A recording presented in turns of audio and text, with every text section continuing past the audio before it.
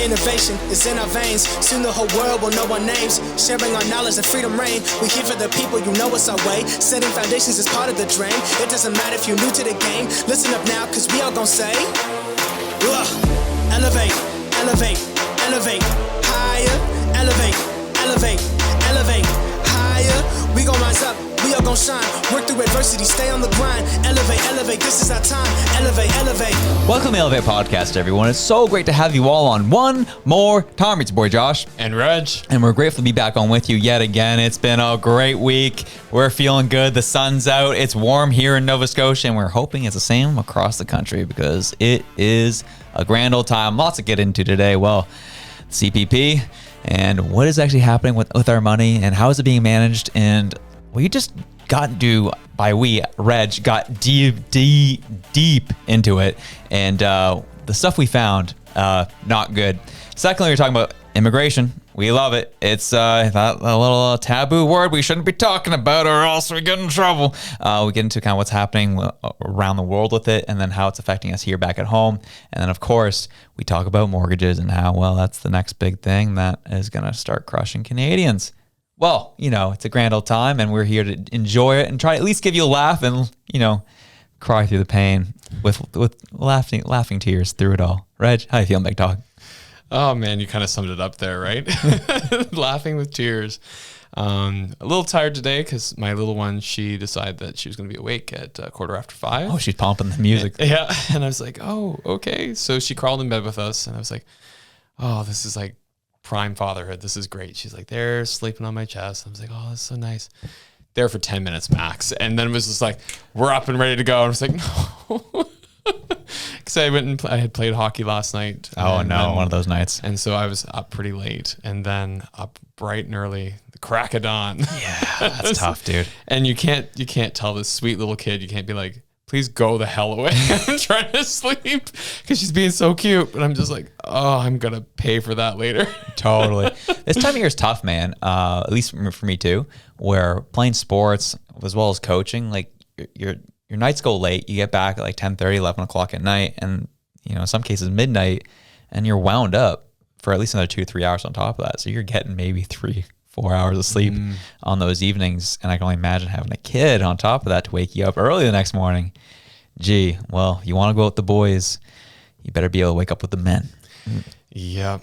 Or the 5-year-old or 15-month-olds. Yeah.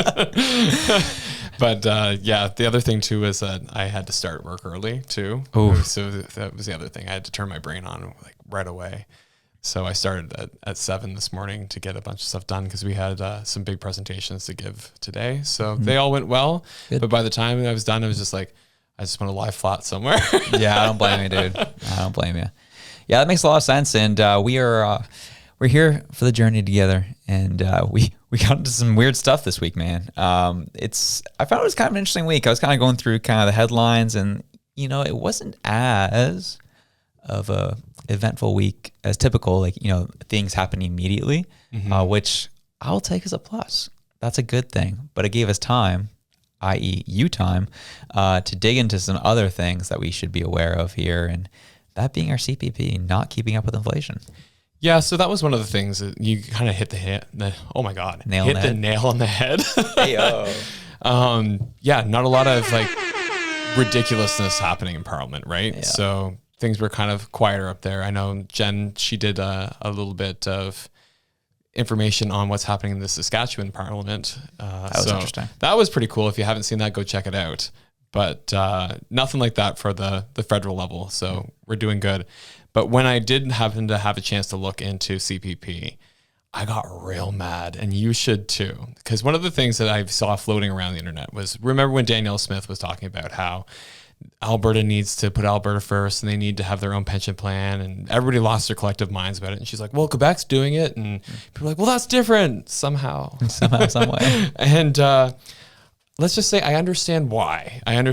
So there was a report that just came out, and they were talking about the performance of the CPP last year. So CPP is about $570 billion worth of cash that's sitting there. The idea is that it's supposed to be invested, and then over time that investment grows and helps pay for the folks when they retire that have paid into it their whole life. ideally. Baby boomers looking at you. You didn't really do that, but you're getting it anyway. Anyway, side note, we'll leave that for another day because that's not even the biggest fish in all this that we need to fry. So looking at this 570 billion, the rate of return they got, 1.7%. That was the rate of return. That was the rate of return that What they are got they on this. doing over there? Like, do they know how to do their jobs, or what's going on? Well, that's the thing. So if you look up the Fraser Institute, they did a report on the CPP. They did a whole myths series on, what people commonly think of the CPP and think it's well managed and think it's, funds are equally distributed and think people get it who need it the most. And they kind of debunked a lot of that. But one of the things that they pulled up, they said the only data we have is from 2014. And so in 2014, they showed that the management fees alone were $1.3 billion. Gee. And that was in 2014. So if we're only earning $7 billion at this point in the game, and we know that management fee has only gone up over time, because one thing that banks will do, and the bankers and the investment bankers, they're going to pay themselves first. So yeah, just imagine for a second, like what that amount is going to be. Probably ridiculous. So when I'm sitting there and I'm looking at this, I'm like, okay, CPP, $570 billion. They only brought in $7 billion last year. And that's because, like I said, 1.7% return. That's crazy. I know.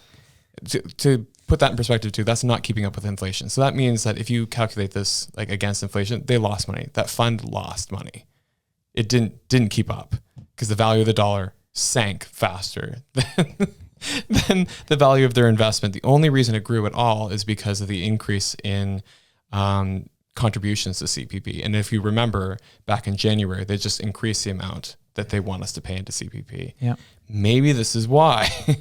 What's really, really frustrating though, is that when I looked at this, because the big title that you saw probably in the CBC or in Global or whatever news media you consume was they said, well, if they just tracked the S&P 500, they'd be miles ahead and we wouldn't have the management fee. You wouldn't have all the extra that's digging into that principal amount. And so I was like, okay, well, but like how much would you get? So here's the math time. So if we followed just the S&P 500, 23.79% was the return on the S&P 500 last year. So they had a good year. It's an exceptionally good year for them. Mm-hmm. But that's without dividends, that calculation too. So we would be at $705 billion. So an increase of $135 billion versus the 7 that we brought in. So that's 19 times the money that we would have made if we just followed the S&P 500. And I was like, you know what?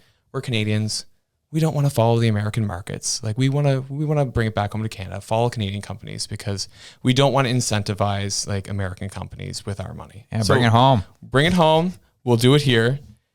What do we have to follow? So we can follow the TSX 60. So the TSX 60 follows the top 60 companies in Canada.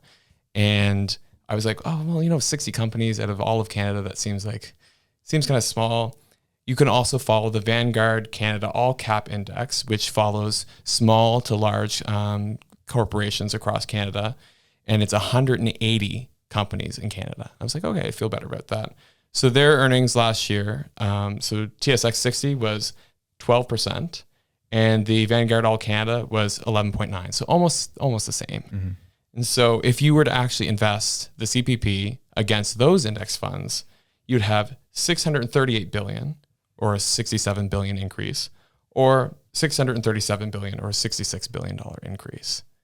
That's like not managing anything. That is just following Canadian companies. It's ridiculous. I was angry. I was angry texting Josh. I was like, can you believe this? Like ridiculous money. And they keep talking about how the deficit is going to be the same amount as healthcare, $50 billion. I'm like, we would have wiped that out with the money that we would have made on CPP and still had like $11 billion to boot. That's just within the last year. Yeah. That's within 1 year. When you actually look at the amount they made over 5 years, 0.8%. That's bad investing. If you were a private corporation and this was your investment portfolio, you would fire everybody immediately. Not in Canada, not in our federal government. So I was livid. So I guess my next question is, how does a finance minister allow this to happen? This must fall under Freeland's jurisdiction? Would that be correct?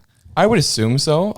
We would have to double check that, but that would be my assumption. It's a finance, related entity under a crown corp. Yeah. Because CPP is managed by a crown corp. Absolutely. So I only say that because she was the one who was talking the most about CPP when Daniel Smith was making a whole fuss up over it. So I imagine she is the one that's supposed to be keeping an eye on this. And this goes back to the conversation we've had on the show multiple times, that we are just a nation run by morons. It's like it goes back to kind of when we went to CSFN in Ottawa, and we kind of saw what we saw on Parliament Hill, and just the way our political system works in this country is really disheartening. When you just have people who are breeding politicians and not people who know what they're doing in their area of specialty, this is the result you get. You get a 1.8% return. No, 0.8. Sorry. I was talking about this year, I guess. Yeah, this year. It was 1.8, or over the last 5 years, 0.8%. No, I'm wrong. We're going to have to correct this. It's 1.3 last year, 0.8 over 5 years, 1.3% last year. 1.3% last year. Wild. 0.8 over the last 5 years. Yeah. And this is what they got out of our CPP. So when people are a little dismayed or discontent with how our systems and institutions are handling things in this country, you can understand why. It's not because we're such raging racists. It's because we see how badly things are being handled, and it's crushing everybody. Yeah. And like the other thing too is like when people were losing their mind about Danielle Smith talking about, taking back Alberta's portion of CPP, I understand why. When you look at this and you go, are you kidding me? That's the return you got on that? You make more sticking it in a high interest savings account. Yeah. And they pay nothing. Yep. But when you're actively losing money from a fund that's so important, I mean, you can be right, you can be left. Everybody agrees that when you retire, you want to have a safety net there for yourself, for folks who, need it, and for all those who paid into it, rightfully so. So I can understand. And so when you look at, what province doesn't follow CPP? You have Quebec. And so Quebec, it didn't do a whole lot better, but at least they beat inflation. So, that's the bar's low. That's one thing to say, right? So QPP was 3.1% last year net. So is it any wonder that Alberta's going, if CPP only made 1.3%, QPP made 3.1%, almost the inverse of each other, we could do better than that. We could just follow the S&P 500. We could just follow the, the Vanguard all cap. Like we could do any of those things and come out miles ahead. So I totally get it why they want to pull it back. How they would actually do that in practice, it would be a mess because I don't know how you do that, because so many people go to Alberta, pay into it for so long, and then move back to their home provinces to retire. And it's like, but they draw from it. I don't know. It's not my circus, not my monkeys. Yeah. But it's an interesting thought experiment for sure, because watching this happen, you're just like, that's ridiculous. So I totally get why they would want to pull out of it. Mm-hmm. And this is the part where people are just upset. And this is just another layer to all of that. But these episodes are good because it allows people to put a number and a figure to their frustration. Mm-hmm. It's so easy to be like, go on TikTok. It's so easy to go on Twitter and be like, oh, make something about a culture issue or whatever. But when we're talking stats and data that is affecting your pocketbook, it's a lot easier to have these types of conversations with people like, this is why I'll never vote for this man ever again. Yeah. And this is why I'm voting this way, because these guys have really crushed the middle class. I saw a stat the other day. This was in the States, but I'm curious to how it translates to Canada. But the middle class in the States now make upwards of $160,000 a year. So the definition is middle class doesn't exist anymore. Mm-hmm. That's what that stat means, because no one's really making that typically. So this is where it's, why we're voting, why things are changing, why the winds are changing, is because of stuff like this. We want someone who's going to be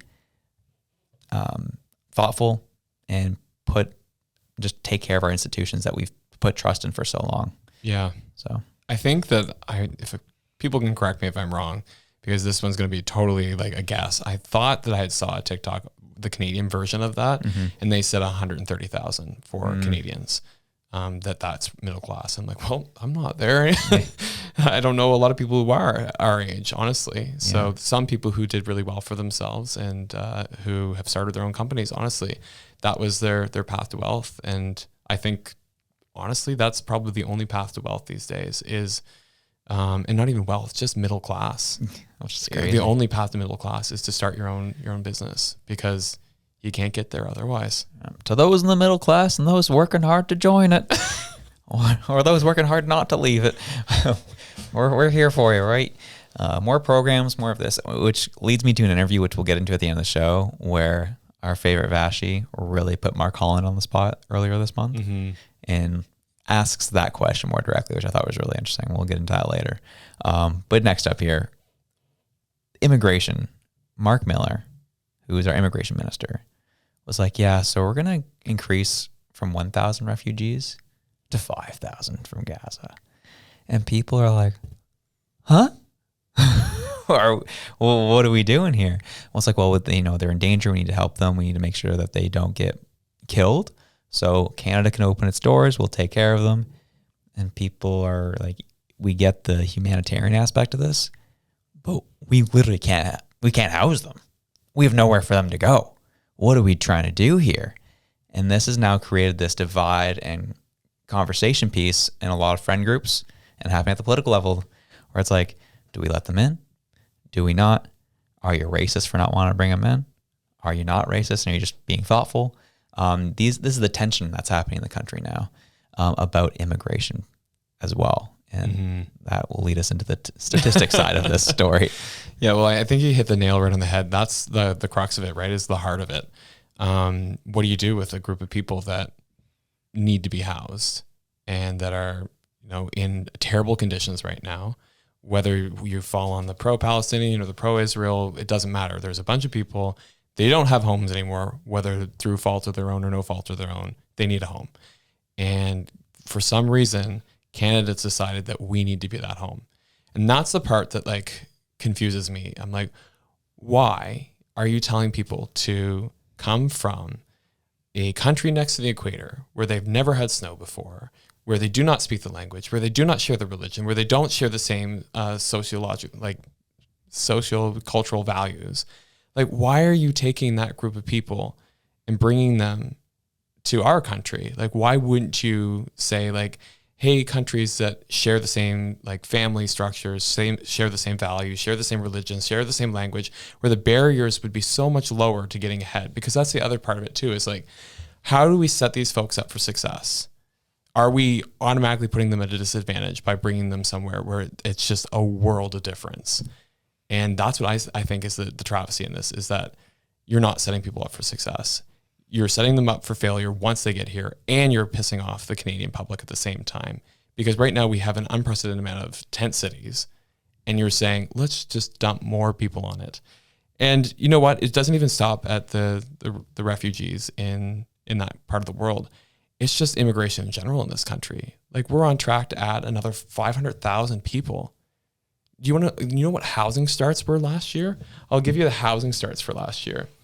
So housing starts in 2023 declined by 7%, according to the CMHC.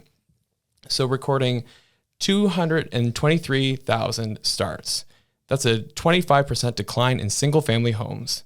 So the immigration minister, when he actually got out there to talk about it too, he goes, oh, and don't worry, the immigration isn't having any effect on the housing. I'm like, oh my God. We added 500,000 people last year and we only built 220,000 homes.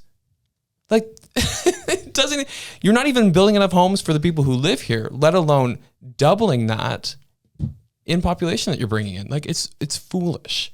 So to me, it's so tone deaf. And then the other part of it too is why is it that the rest of the Arab nations in the Middle East, why are they not opening their doors? And, let's say we do take 5,000 folks in. Okay. There's, 2.3 million people in Gaza. Why isn't Egypt taking some? Why isn't Jerusalem opening their doors? Or sorry, not Jerusalem, Jordan. Yeah, Jerusalem would be a better place for it. But why isn't Jordan opening their doors? Why isn't Saudi Arabia? Why isn't the rest of the nations around it? Turkey? Why is it Canada? And so when you do any kind of digging at all, so the king of Jordan, King Abdullah, I think his name is, he outright said to the media, he's like, we cannot take any more Palestinians in, because if we do, we will disrupt the peace in our own country, because we will not be able to support them politically, we will not be able to support them economically, and we will not be able to house them or provide them for their needs. I'm like, gee, doesn't that sound familiar? Like, we right now have so much political unrest right now over this situation. You add more people who are coming directly from that conflict. What does that do? Like, what does that do to the peace and harmony in our own country? Yeah. It's a mess, and it's not racist. It's just how it is right now. We don't have the infrastructure. If we had no tent cities, we didn't have record high food bank usage, and people were not struggling the way they are to find a doctor and access healthcare, then we could say, yes, let's bring these people in and do it in a way that's respectful of them and the people that they're going to be integrating with. Because that's the other part of it too. And we're not doing that. We're trying to look good for the moment and with no regard for how that plays out in the future. And that's been the way that this government has operated in CPP and in this and in housing and in every single portfolio that they touch. It's what looks good for the soundbite, what looks good for the media, the camera, smile, say the right appropriate, buzzword, and then no regard for the future. And this is where things get really interesting, because I was down in the States talking to some friends, and they used to live in Canada. Now they lived in the States for the past 6 years or so. And they asked, like, what's happening up there? What's going on? And I talked, we actually gave them a gift. We got them a box of Peace by Chocolate. Gave it to them, and they're like, "Oh, this chocolate's awesome! I love this." Yeah, and I'm like, "Yeah, no, they're great. They've been doing great work." Syrian family came over during the crisis over there back in 2015, set up shop here, created a life for themselves. It was awesome. But you would laugh because it's now 2024, and Trudeau is still doing victory laps with them of what happened in 2015. Like, there's no recent stories of success of people coming over here. There's just, we're going to keep riding the Peace by Chocolate train, because that's all that came out of it, because life has gone downhill since for anyone coming here. And we haven't created a great situation for them. We have not allowed a situation where they can succeed. And in a lot of cases, people decide to go back to where they came from because it was so bad here. Yep. And these are the stats. These are the things that we're looking at. When you break it down, this is why. So we understand where it's very easy for the sake of a soundbite. Well, it's just they just don't like people who don't look like them. Yeah. And it's like, no, actually we care more about them in some ways, because we want them to have a good life. And if we can't give them that, then why are we bringing them here? Like, what are we doing? So that's where the frustration is. And these are the conversations that we want to have that are a little more coherent, because right now, online is a constant battle of just yelling and name calling and frustration and tension. And we want to start bringing more of this in, of like, no. This is why we're frustrated. This is why we're mad. And this is why we need to see change now. Yeah. And it's a frustration not with the people. It's the frustration with the performative identity politics. Yeah. Because look at the folks who came from Ukraine who are now saying, we're going to take our chances with Ukraine again because we can't survive in Canada. We're going to be like living on the streets here soon. Mm-hmm. Like, they left a country that's actively at war, which would be the same as the Gazans, to come live on the streets in Canada. Like, how is that dignifying? Like, it's not. And they're white people. You know what I mean? Like, it's not about the race. It's about the fact that you're immigrating to a country that cannot support you. And that's what's making everybody angry. It's not their race. It's not the fact that they're immigrants. It's the fact that we can't support ourselves, and yet we're trying to support others. It does not make sense. Yeah, it takes me back to when Nova Scotians were really upset with Ontarians moving out here. You love that one. Well, it's because it's a very good tangible example of where people are typically fine until you start infringing on the way they do life, the way they understand things. You start changing the skyline a little bit in Halifax. You start changing how they knew things growing up. That's when people get upset. If you don't do that, then they welcome in outsiders, no problem. And that's just a small scale of something like Nova Scotia. Canada's now facing that at a larger scale. And that's where you're starting to see a lot of people who are just like, when resources are scarce, that's when you can start seeing things get ugly. Mm-hmm. And unfortunately, that's where you're currently at the moment. Yeah. And also, I mean, talking about scarce resources, look at those mortgages. Mortgages are tough. Mortgages are tough. So basically, the Office of the Superintendent of Financial Institutions, I had to read that one off the computer because that was a mouthful. Seriously. So on May the 22nd, they released a report called their Annual Risk Outlook.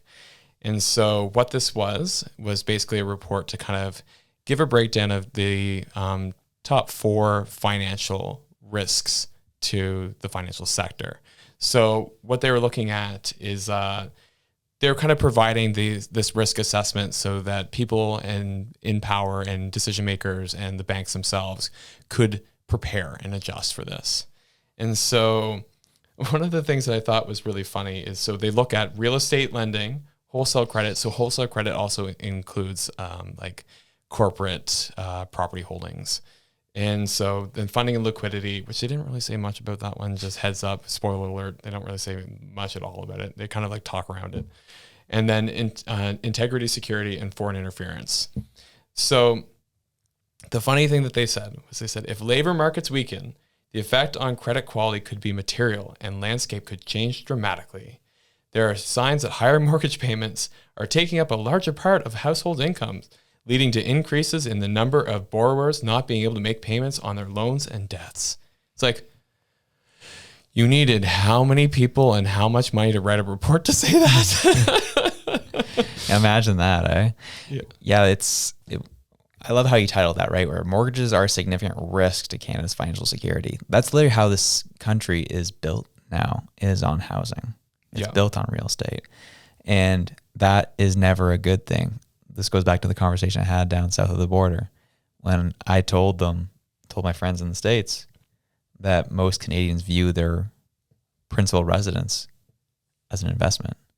And they said, that's stupid. Yeah. Like, that should never be the case. I'm like, yeah, but things have gotten so bad and housing increased so much that it is now seen as an investment. It is your meal ticket to retirement now, which is crazy. Well, maybe that's because they're not like handling CPP properly. Yeah. Maybe if we had the extra $130 billion, we wouldn't have to rely on houses to be an investment material or investment vehicle, sorry. Mm-hmm. But so the other thing they said, of the mortgages outstanding as of February 2024, 76% will be coming up for renewal by 2026. So what does that tell you that the government is going to need to do by 2026? Got to do some cuts. I need some cuts. There's got to be some cuts coming. So I think maybe the banks I think they might be right. I think we might be in for a cut. Yeah. So it's just what happens. You make a cut, then you signal to the market that things are good now. Start spending again. And then inflation takes another big run. Another round happens. Mm-hmm. And then what? By then, you get a conservative government who now have even a bigger mess to deal with. So you're in a rock and a hard place now. It's like, all right, you make the cut. People have a little bit extra money. Inflation now increases again. Or you keep it as is, and people at these renewal rates, that 76% of people are going to be renewing in February or the end of 2026. Yep. You're going to have a lot of houses on the market if you keep it up or increase any more than you already have. So you're either going to get a bunch of new houses coming on the market, or you decrease and you see inflation fly again. A tough decision to make, especially when you have a lack of housing. Yeah. See, what I'm worried about is that you're going to get all these houses on the market. If they don't do something about this, You're going to get all these houses on the market, and you're going to see private corporation, private equity just come in and buy them all. You're going to see lots of like foreign investment come in and buy the housing market. And then everybody's going to rent and own nothing, be happy about it, apparently. Oh, right. So, yeah, right. That happens. Absolutely. This is how it goes. But what's also interesting, they talk about the variable rate mortgages, variable rate fixed payment mortgages. They say they're of specific concern. It's like, no crap. Like, really? So it makes up about 15% of the mortgages. And they said that some of these mortgages are negatively amortizing, which means that the scheduled mortgage payments are no longer covering the full interest costs or the principal. In these situations, lenders offset the shortfall by increasing the remaining outstanding principal. Great. So people are paying just interest and their principal is increasing. Yeah. Like, so that means when they go to refinance, they will not be able to get that home back and they'll be immediately on the street. Mm-hmm. Like, of course it's of significant concern. That's 15% of all housing. It's a lot. 15% is a big number. Dropping that much more renters on the market. And I'm sure there's a lot of big companies who would be happy to have some new customers. Mm-hmm. So, yeah. And it's just a shame. And then when they talk about the corporate and commercial real estate too, talking about that, and they say that corporate and commercial credit profiles have weakened, driven by higher borrowing and operating costs, driven by higher operating costs. I wonder what contributed to that. Definitely not a carbon tax. No, not at all. Resulting in the declining profitability.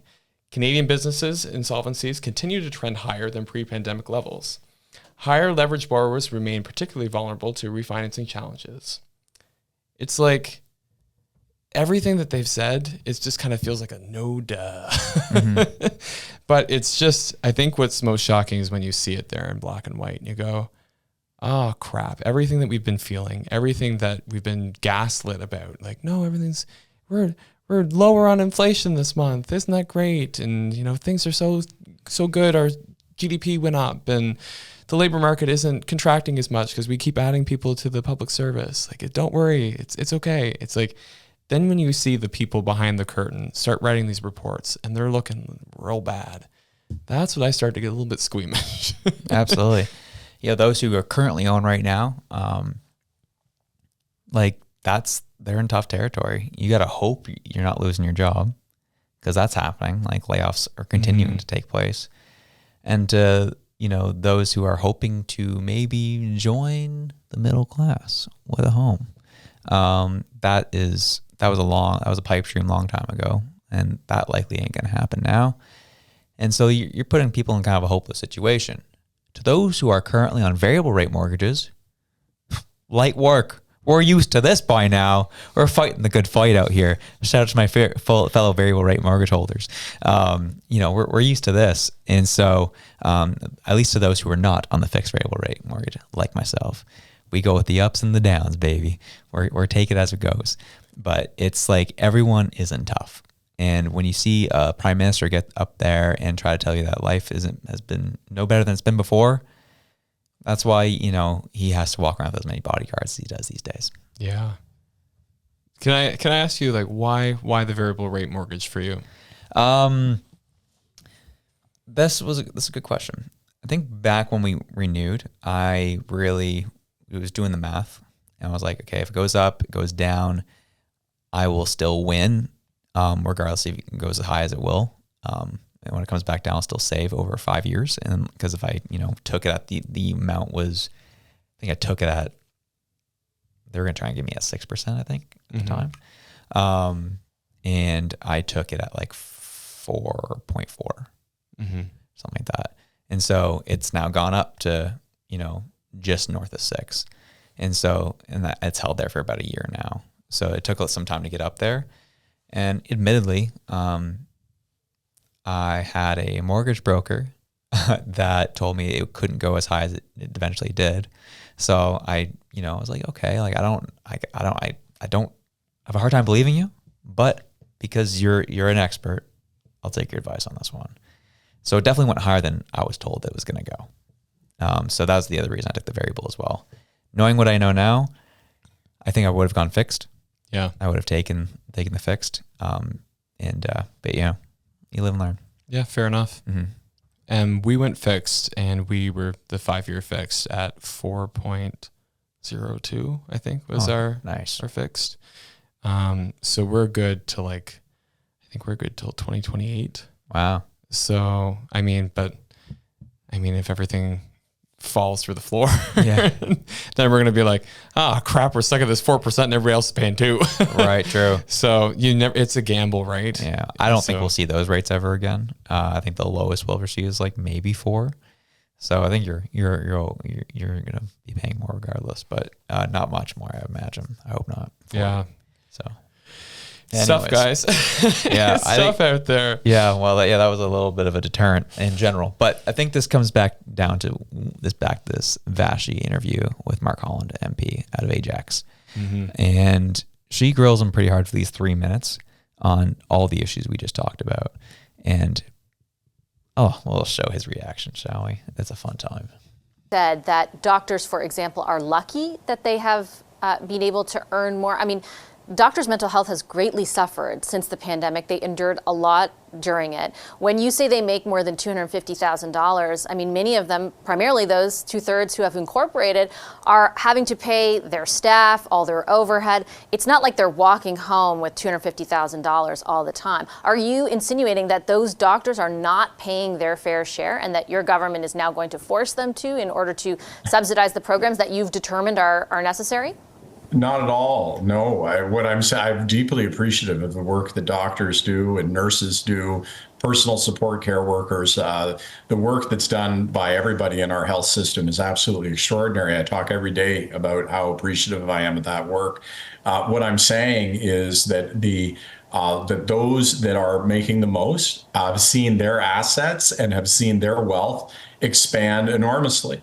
Didn't they work for those assets? Didn't they work for that wealth? Sure, of course they work for their assets. But look, we can choose what kind of society we live in. Do we want to be in communities where there are huge discrepancies, where fairness and it doesn't exist, where nurses aren't able to, as an example, be able to afford to live, or do we make investments to make sure that there's fairness, that everybody has access and opportunity to a great life, so that we don't have the kinds of tensions that we see that come from enormous disparity. And I do understand the concept, but I think it's also predicated on the assumption that your government's investments and spending will essentially lead to that equality and lead to that fairness. Much of what you're spending, for example, the billions on housing, maybe could have been mitigated if your government had recognized the scale and severity of the housing crisis much earlier. You've grown the public service by 40%. You've grown consulting by 60%. You're basically asking, Canadians to pay more, to offer more equality to people, which I think most Canadians would agree with, but predicated on an idea I'm not sure everyone can subscribe to, that the stuff that you're doing is going to work. Well, you're asking me to answer for everything. And so I can try to take each of the items that you mentioned, Vassy. Let's start with the housing crisis. 10 years ago, the federal government wasn't in housing at all. It was considered a provincial and a municipal issue. Our government put our hands up and said, we've got to get in here. The problem is too big. We can't allow this to just be a provincial or municipal issue. There were no investments, zero investments. And then when you talk about consulting, one of the things that's disingenuous about that conversation is that in order to make sure that when you have a pandemic and you need to scale up, or when something happens that is temporary in nature, you use consulting as a way to temporarily adjust your workforce. Consulting was going up before the pandemic. So the idea that there are non-critical investments. You look at what we did for the Canada Child Benefit and the hundreds of thousands of children that lift up to out of poverty, or the Canada Workers Benefit. All of these different, or how we were there for people during the pandemic and businesses during the pandemic. If we don't make these investments, bad things happen. Let me in that. Oh my God. He hit everything. He hit every talking point you could have, and that's why people are so freaking frustrated. And I think that's just the theme of the episode of why are people so frustrated? It's crap like this.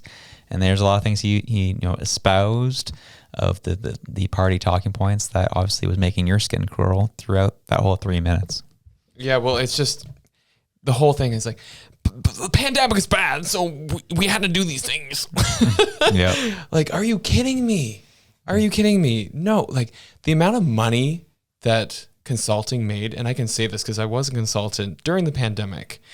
The amount of money that flowed through consulting companies was insane because basically governments at the time were not doing anything out of like a sense of fiscal responsibility. It was like, everything's on fire, throw money at it. Yeah. And it was just like, no. And like, I get it. It was unprecedented times and it was challenging. And like, I understand the fact that people were sick and people were dying. I had friends who were working in other countries actually where it was a lot worse than it was here. One specifically a family doc in Italy when things were really bad, talking to us, like crying because she was saying like, literally you have to choose between who gets a ventilator and who doesn't. Like what a horrible, horrible situation to live through and to have to be a decision maker in. That was not us here. Also a very small portion of the Trudeau tenure here. And then Vassy, like, she totally points it out. She's like, actually, consultant was on the rise before the pandemic. And I'm like, yes. So it's the gaslighting that is so annoying when it's just like, what are you talking about? Things are great. And like, we're working hard. And the rich are just out there just fleecing you all. And when he talks about the nurses too, like not being able to afford to live, nurses make a very good salary. Like a lot of nurses are in that like 80 to 140 range, depending on what their tenure is, their specialties, the experience that they've had, whether or not they're doing travel nursing. There's a whole bunch of factors, but they're typically doing what we would have normally considered well. Mm-hmm. You know, they would not be concerned financially. Now they are. Now you have nurses that are living out of camper vans in trailer parks. And I don't mean like, you know, like trailer park in that sense. I mean like camper van trailer park for people who were supposed to go there on recreation. They're living out of those areas in Halifax. There was a whole article done up by the CBC if you want to go find it about this nursing staff that can't afford to rent here. Gee. Like it's absurd. And so I love that she just went after him because thank you. Like that is good journalism. And that like restores my faith in like at least part of journalism because hold these people's feet to the fire because they're not doing what they said they were going to do. And then also just the fact that she's like, this is predicated on the idea that what you're saying that you're going to do is actually going to work. And we haven't seen evidence of that. I'm just like, yes. Yeah. And it goes back to what's the role of journalism in this country is if this was happening across the different news agencies and channels in our country for the past 9 years, do you think the Liberal government would still be in power? No, God, no. Probably not, likely not. And that's where it's frustrating because like, it's good to see it now. At least they're turning somewhat of a turn or coming around a corner. But man, they are absolutely complicit and getting to us the spot where we are 100%.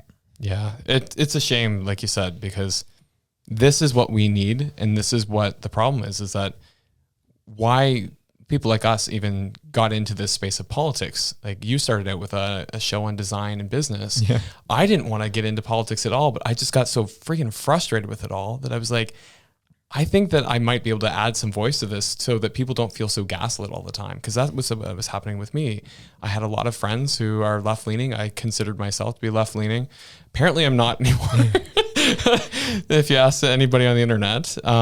But the fact is that like everybody was feeling this like overwhelming sense of something is wrong, something doesn't smell right, like something's in the water, like what is going on here? And you've got, you know, legacy media just going like, everything's fine. You're just an extremist. And if you believe that, go get your tinfoil hat because you're an Alex Jones worshiper. Like what? How did we get from there to there? Yeah. Or it's like that article you share with me about how people who are homesteading are now far right. Yes. Like that's crazy. So anyone who is trying not to be dependent on the system is now seen as far right. And then you start realizing, okay, this is the narrative they're trying to cook up. from my perspective, they want people to be as reliant on the system as possible, or they will absolutely villainize you if you're not. Yeah. And that shows you where things could head and are likely to head if that continues. Well, I don't know if people saw this, but there was a post on social media, and it was like, I had shared it with you and I'd shared it with Jennifer, and it was like, this person had posted a whole bunch of stuff about canning, so preserving food, like, you know, like our grandparents did. Yeah. Nothing out of the ordinary. And Facebook flagged it as like, is somebody being a little too prepared? And they're like, report them now. I was like, are you kidding me? Yeah. Like, that's wild. Yeah, that's crazy. And what did you say? Yeah, it's good to know that my 85-year-old Nona is now an extremist. Yeah.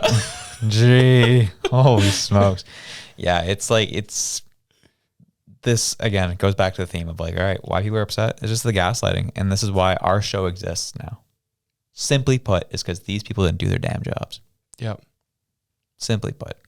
And now we're out here just trying to give a voice. We're not journalists by any stretch. We don't even claim to be. We are just trying our best to be normal people that are just seeing what's going on and need to call it out because no one else seems to be doing it. Yeah. And we're just, I will admit, I spent a couple hours actually digging through the CPP stuff because we're trying to give you the most factual information that we possibly can with the information that we have. Because just feeling like we're not getting it elsewhere. At least we've got CTV question period here that's like doing a little bit of the heavy lifting for us because it doesn't seem like much else is. So like I said, that's why I spent like literally 3 hours poring over CPP information, doing the calculations, figuring out what the rates of return are on different investment portfolios, because I just got mad. I was looking at this, like, there's no way that things could be this poorly run. There's just no way. Like, I have to be wrong. Like, media is telling me I'm wrong. Like, I have to be wrong. And you're like, the numbers don't lie. Yeah, I mean, they don't lie. The financial minister's office has people who were former salad artists working for them. So, well, surprise. I mean, you can cook a meal. You can cook the books. Yeah. So. True. I mean, call it out. Call it the corruption. Yeah. Straight up, as it just needs to continue to happen. But let's end on a brighter note. Yeah. It's funny because I wanted to send you my wild card, and you made a video about it today. Oh, yeah. I mean, we can bring that up. We'll just play that TikTok straight up. That's a fun one. If you are in Halifax, I think I have found the move for next Wednesday night. May 29th, Cruikshank's Funeral Home, which is in West End on Windsor Street, is having an open mic night from 6:30 to 9:30. What's even better than this is there is a liquor store across the street.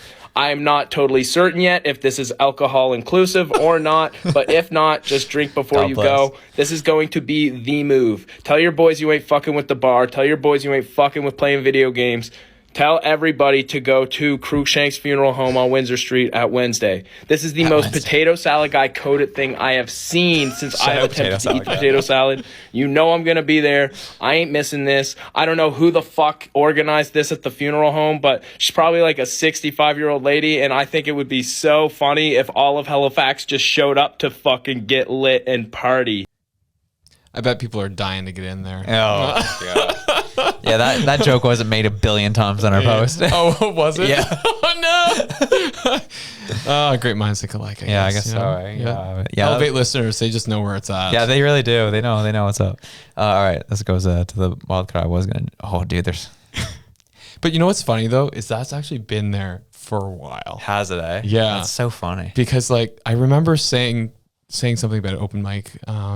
We were specifically looking for karaoke because at the time, the karaoke place that we went to for fun, they weren't doing karaoke anymore. They did a whole renovation of the place, and they were like, "Oh, we're too good for karaoke." Oh yeah, of course. Like, okay, cool, whatever. Losers. Anyway, so we were like, "Oh, where can you go?" And they're like, "I think there's a funeral home that does karaoke." And I was like, "That's crazy." Nah, that's a lie. That doesn't happen. And then, like, when this came up, I was like, "Oh my God." They really do. They really do. Not karaoke, but I mean, you can go sing your open mic, baby. Or if you're a comedian, go test your jokes out in a funeral home. See how it goes. It's a great story to start on building your journey. I'll tell you that much. All right, this is my wild card. Here you go, big dog. But, okay, this is a woman who's running for Congress in the States as a Trump Republican. Okay. Oh my. Here we go. They're trying to put President Trump in jail, just like Andrew and Tristan Tate. If speaking the truth gets you a trip to jail, then I guess I should get my jail bag ready. Good thing I like chains anyway. My address is public, so around. Missouri politics is full of weak. These clowns are about to be jobless. What? What? I almost what? Like that's you watch it like 2 or 3 times just to try and like, catch it all. Yeah. So admittedly, Daily Mail did a terrible job splicing those all together. But those are 3 different videos, and they cut segments out of them. But overall, like those are her videos that she's posted on her account, where she's just like talking about Tristan, luckily I'm used to wearing chains if it means telling the truth, or it's like, she comes out with her firearm out of her house, like, my address was public. F around, find out. Come take a visit. She cocks the gun. Oh, yo. This is cranked. This is where the political rhetoric is at, and I'm just here to watch it all. Well, it's like we go to comedians for our news, and we go to the politicians in the news for our comedy. Like that's what's happened. It's crazy how much that swapped up, eh? Yeah. Wild times. Well, we did the show, dude, inside of an hour for the first time in a year. Yeah. We haven't done that. It's because people weren't absolutely ballistic in the House of Commons this week. Well, that's nice, eh? Isn't that nice? I would love to see it. Obviously, there's, little things happening here and there, but like these are the big level, high level things that are happening that I feel like we're good to chat about. Yeah, it does give you a little bit of a break to kind of do a little bit of a dive into some of these reports that are very important that we just don't get a chance to kind of look at because there's just so much circus happening in front of you that you're like, how can you not talk about that, right? Absolutely. And so whatever it is you're doing, whether you be going for a walk, making your own political campaign, or going to a barbecue, whatever you're doing, wherever you are, we love you. We're out. Peace.